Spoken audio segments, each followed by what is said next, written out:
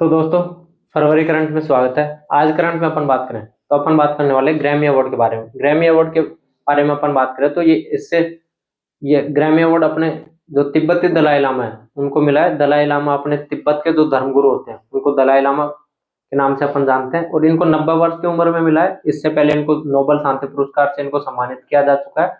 और जो ग्रैमी 68वें जो ग्रैमी अवार्ड थे, इनका जो आयोजन हुआ वो अपने लॉस एंजल्स में इनका आयोजन हुआ था। और इनको जिस श्रेणी में मिला है, श्रेणी की अपन बात करें तो इनकी जो श्रेणी थी, इनको स्टोरी टेलिंग की श्रेणी में और ऑडियो बुक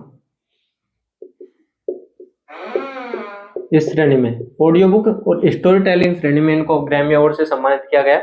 इसके बाद बात करें भारत और अमेरिका के बारे में बात करें तो भारत और अमेरिका दोनों देशों के बीच में टैरिफ को लेकर थोड़ी वाद विवाद चल रहे थे। अमेरिका के द्वारा टैरिफ बढ़ा दिया गया था, तो अमेरिका के द्वारा वापस से टैरिफ को कम कर दिया गया और टैरिफ को कम करके 18% कर दिया गया। कितना कर दिया गया? 18% कर दिया गया टैरिफ को कम करके।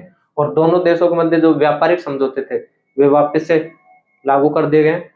इसके बाद बात करें तो जो अपने सॉफ्टबॉल हॉकी नेशनल जो चैंपियनशिप है, सॉफ्टबॉल की जो हॉकी की जो नेशनल चैंपियनशिप थी, उसका 5वां संस्करण था। इसका आयोजन अपने SMS स्टेडियम जयपुर में इसका आयोजन हुआ था, और इसमें राजस्थान ने 5 गोल्ड जीते और 1 रजत पदक जीता है। तो आपसे सीधा सीधा क्वेश्चन पूछा जा सकता है कि राजस्थान के द्वारा जो सॉफ्टबॉल हॉकी नेशनल चैंपियनशिप है, इसमें कितने गोल्ड जीते गए, कितने रजत पदक जीते गए।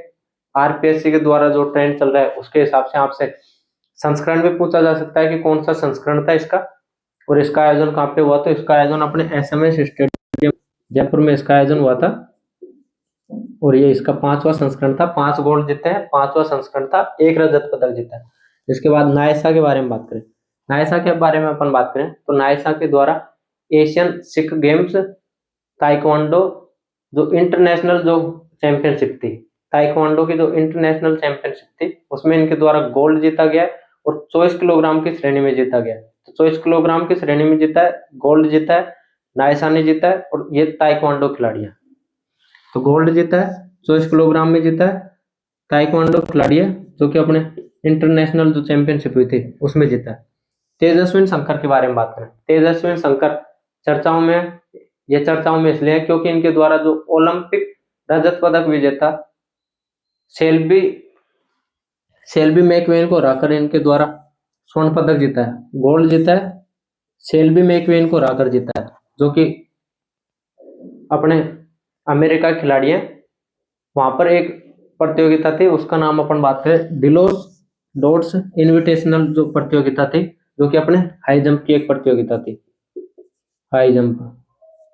और ये अपने हाई जंप के एथलीट हैं जिनके द्वारा 2.26 मीटर की जंप लगाकर ये गोल्ड जीता गया। तो अमेरिका के खिलाड़ी को उनके घर में हराकर जीता है, जो अपने ओलंपिक में पदक विजेता रह चुके हैं, तो इसलिए थोड़ा इंपॉर्टेंट है। इसके बाद बात करें मरु महोत्सव की, मरु महोत्सव के बारे में बात करें तो इसका जो आयोजन होता है वो जैसलमेर में होता है, फरवरी मंथ में। और इसमें 2 प्रकार के व्यक्ति चुने हैं।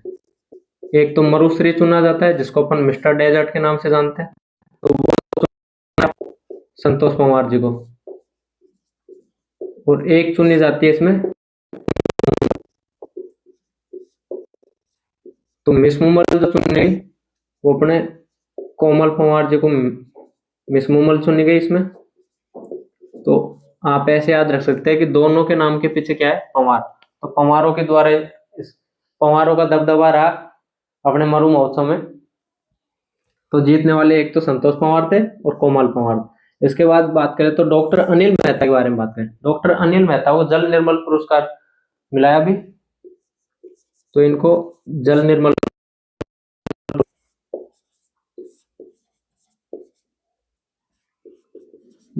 पुरस्कार मिला है। और ये अपने जो 58वें राष्ट्रीय जल सम्मेलन हुआ था, 58वां राष्ट्रीय जल सम्मेलन, उसमें इनको जल निर्मल पुरस्कार से इनको सम्मानित किया गया। तो जल निर्मल पुरस्कार से डॉक्टर अनिल मेहता जी को सम्मानित किया गया। आज के करंट में अपनी इतनी बातें थी। नेक्स्ट अपन और बात करेंगे। धन्यवाद।